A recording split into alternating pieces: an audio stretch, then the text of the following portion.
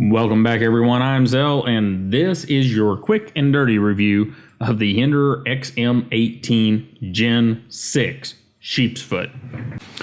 Alright, so this is a review for people that have had an XM18 before, or you've handled one before, not the big, long, extended one that I did that's nearly half an hour long. That's kind of crazy. I figured you'd want something quick, so here's the deal. This is 4.8 inches long, 0.53 thick, spine to spine of 1.5. Standard XM18 through and through, nothing out of the ordinary. This knife is, if you've had an XM18 in your hand, it is an XM18. Nothing has changed. This is a scale, custom scale from DLT Trading. It's got the kind of A10 Warthog look on it. It's for a regular XM18, Gen 5 or 4 or whatever. It fits on a Gen 6. So what is the big deal about the Gen 6? Well, the major thing about the Gen 6 is this little baggie of things right here, and that pivot. What has Rick done in the pivot? Well, he has counterbored the handle right here so that you can put a bearing in there. On the other side, he has counterbored the blade so you can put a bearing in there. The bearings are 62 thousandths thick. Whenever you get your spacer and your 15 thousandths thick washer, you have approximately 62 thousandths, so you can use either system in the knife. The things that I have noticed, and let's get a look at this one just because it is a sheep's foot. I measured it at about 23 thousandths behind the edge, so very thin for a Hinderer grind. Got a nice little swedge up there, working finish, which basically means stonewash. It is CPM 20 CV. If you want M390, go to DLT Trading. Any of the special knives made for DLT Trading will be an M390. It also has a blue working finish on the back. Thank you, Rick, for not making it look purple. Looks very nice. Does have a bit of green tint to it, but hey, I'm still liking it. Difference was with the sheep's foot. We have Eclipse hardware through here because that blade rides a little lower. I assume that's what the deal is. It's riding a little lower, a little further forward, and the regular XM18 standoffs and screws won't work. So that is slightly different. You don't have the tube and screw. You've got a spacer with 2 screws. No big deal there. The only thing I found that I didn't like is these are, I forget what it was, 1/16 or something, 5/6, I don't know. Little bitty Allen screw. Don't like that. Wish it was just a little bit bigger. Same old stuff. If you've heard me complain about Hinderers before, all the same complaints are there, except the action. And oh my goodness, folks, I mean, that is Hinderer action. That's not what Hinderer action used to be. In fact, I have a Riot Torrent that I had been carrying places where in the past I would have carried the XM18 slicer I had, or one of the older Spontos I had, and not anymore. That Torrent is still a great knife, but I'm able to go back to the knife I wanted to be carrying, which is this XM18. They gave me a sheep's foot blade, which is awesome. Get a little size in the hand. There you go. With my hand around it like that, we'll back the camera out a little bit so you can get a little better picture. Don't mind all the crap laying around here. Just too much junk. And of course, you've got your finger choil there. Works good. Edge termination is very good.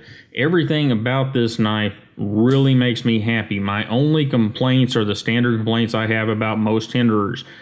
The flipper tab's a little pointy, and that's because Rick considers it a stop for running your hand up on the blade, though I think we could finally do away with a little bit of the pointy there. And I don't like the fact that we have these jimping squares behind the flipper tab.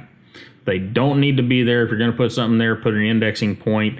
But these, if you've got office hands or sensitive hands, that is just going to be a problem. This one has a very, very stiff detent right now. It has broke in just a little bit, but as you can see, pretty tough, and it's, you know, as always, dependent on where you get your hands on there. If I put it over my left hand, it flicks out with the thumb studs. But as we know, and as Rick will tell you, the thumb studs are not really designed for that.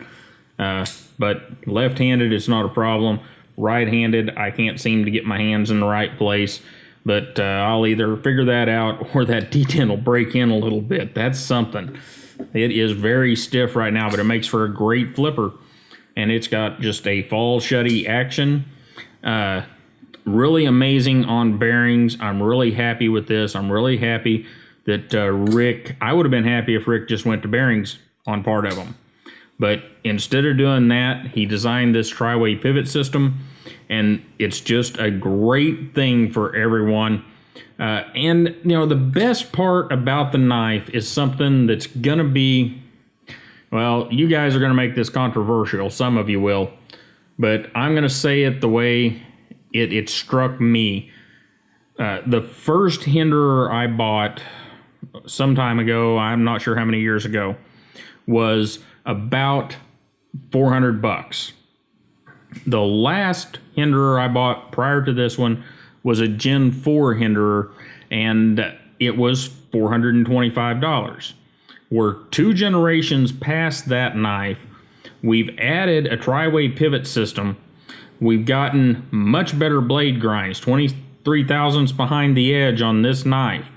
We've got just all over, the knife has incrementally gotten a little bit better, and the price is still $425. And that is significant to me because to me that makes this knife obtainable for somebody that really, really wants one. Rick has not let the prices get out of hand. Now, sure, some of the other knives are kind of ridiculously expensive, but the XM18 series, though it's nowhere near cheap, not by any means, Rick has not let the price inflate whenever he had every opportunity to do so. With the increase in the blade steel from S35VN and others up to the 20CV and M390, could have let the price inch up. This tri-way pivot system, there's more parts here. It's not a lot of dollars worth, but some of these things are time in the mill, time here, time there, that he could have let the prices on the knife inch up. You know, I would not have been surprised to look up a Gen 6 Hinderer and see $440 to $475 on one of them, and it wouldn't have really bothered me at all. But Rick didn't do that. Rick has held the price at $425, which I know is a big price tag for a knife, but it is at least obtainable for those that really, really want one. And for some people, yeah, it means you've got to really, really want it, and you've got to really, really save. But it's not a knife that has gone through the stratosphere and is just not obtainable. And I really appreciate Rick doing that. Overall, guys, I'm not going to get deep into the knife because there's no reason to. It is an XM18 through and through. You can go watch the full review if you'd like. I get into a lot more stuff in that review. But since that review turned out so long, I wanted you to have something shorter for all you guys that have had XM18s in the past. And I also wanted to, kind of show off the Warthog scale there because I know it's kind of cheeky and stuff, but man, I really like it. And Rick has done something pretty great with the XM18, and holding the price where he did is just, well, I'm just glad he's done it, and I'm glad he's brought us the XM18 in this form. There are some things, if you watch the full video, that I would like to see him go ahead and do a little bit of extra on and bring us a different model of the XM18, but there you go. XM18 on bearings. Has an action that, and it's centered. I've had this thing apart and back together, centers up perfect. It's pretty great, guys. If you've been on the fence about the XM18s, be sure and wait till you find the one that you want. Scour the websites. Don't just run out and buy one.